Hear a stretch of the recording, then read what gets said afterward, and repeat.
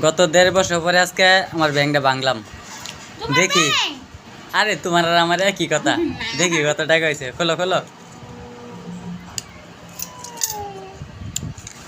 মাশাআল্লাহ।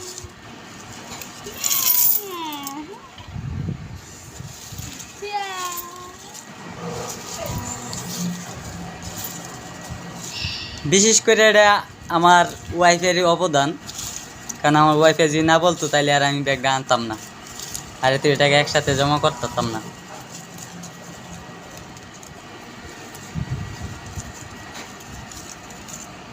একশো টিকিট আলাদা রাখো।